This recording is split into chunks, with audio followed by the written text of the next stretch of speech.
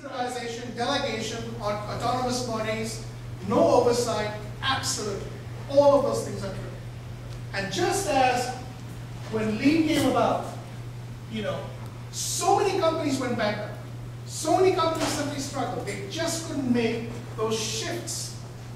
Okay? We're going to go through that same thing again. And I'd argue, in part at least, today's fiscal crisis is because of that reason. You know what? In the 1980s, I was an MBA, fresh out of school, never had worked anywhere in my life. And because of some of the things that I was able to do, working at a bank, at American Express, incidentally, American Express Bank, I got tasked for writing policies that American Express used to enter the emerging commodities markets at that time. 23 years old, no work experience, had no knowledge of finance. I was doing that. Did American Express lose a few $1 million based on my decisions? Absolutely, I'll guarantee it. Okay? But you know what it didn't do? It didn't bring down the entire financial system.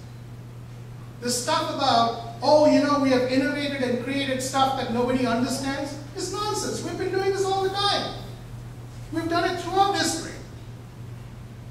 But what is different now is we have these very, very complex innovations which bring a lot of these organizations together, a lot of people together, and we cannot figure out how to connect with each other.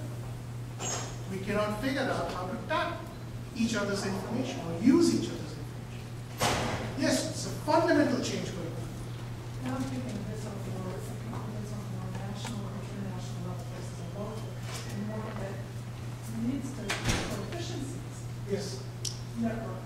Yes. More. Yes. And there are companies which are doing that very well. My favorite network company in the world, I should give you the name first. Google. No. No. Okay. I'll give you some hints. Okay. This company grew its revenues 550% and its operating profits 550% over an 11-year period without acquiring a single company. So it's all organic growth, 17%, 18% organic growth a year. This company did not grow its employee base very much. It grew only 100% during this period of time. Which one? No? No? You wouldn't even think of it, And I'm not being critical. It's one of those companies which very quietly has become a worldwide brand name in a business that it didn't exist when it started doing this. Nokia. Yurima Olina, the CEO of Nokia, single-handedly went after a network strategy. We are going to build a global network. 550%. Find me another company which has done that. One single company which has done that over an 11-year period. That's the power of networks. Other thoughts? Other comments? How do you bridge the gap between you're saying that companies create all the products that nobody understands and has to network to bridge the gap between that situation and how it will. So what we're going to do is we're going to talk about and hopefully discuss some of the organizational innovations that I think are absolutely critical. Every company will have to come up with its own solution.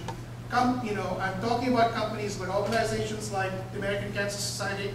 I was once giving a talk to a bunch of people about the emerging diabetes epidemic about 3 years back that no one has a clue about.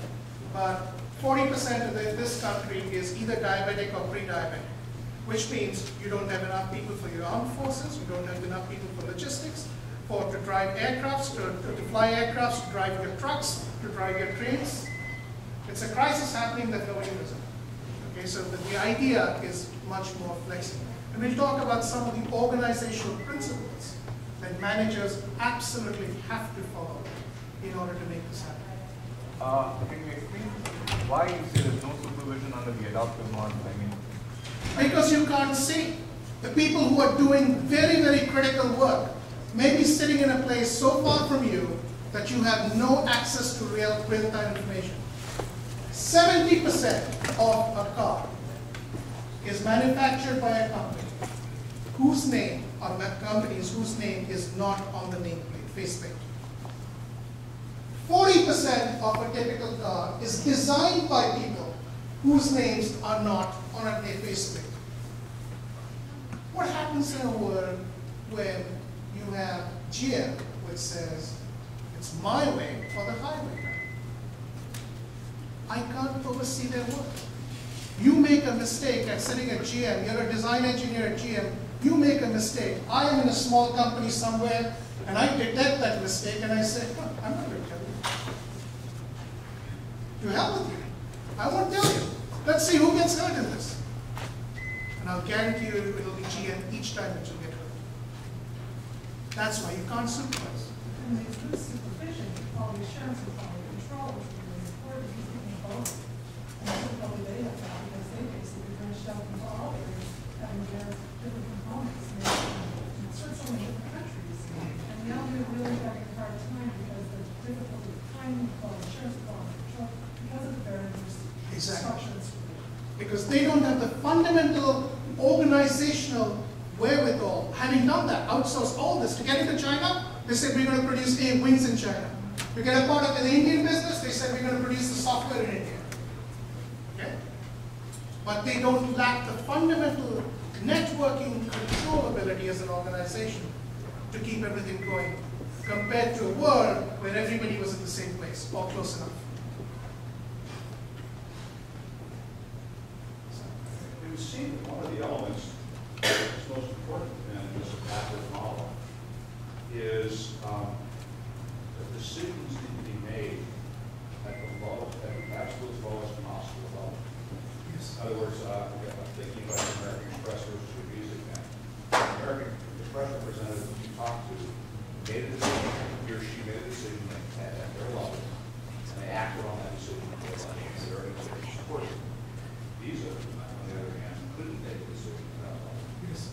And the organization couldn't support them. So it seemed that the perfect sort of network portal would be the INSEC portal, and Yes. Anthill, Yes. where decisions are made by individual ends, but they all come together into a giant colony that acts as unison. And what ties the things together, if you're still going to be a company, are four things. We're going to talk about those four things. One is, you must have a strategy which allows people to collaborate and in fact says, we will collaborate. We will never act in a manner which is not collaborative. You must have processes which allow you to sense and respond to stuff that you don't know about. I find out things, didn't anticipate it, I need to be able to work on the fly. That's exactly as that employee at American Express said. You must have the ability to learn and transfer knowledge to each other.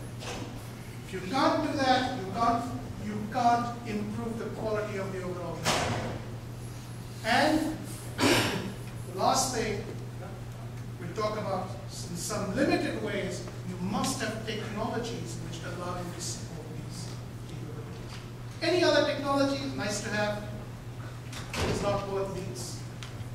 But you must have capabilities, technologies which allow you to see, to keep people mobile, to analyze,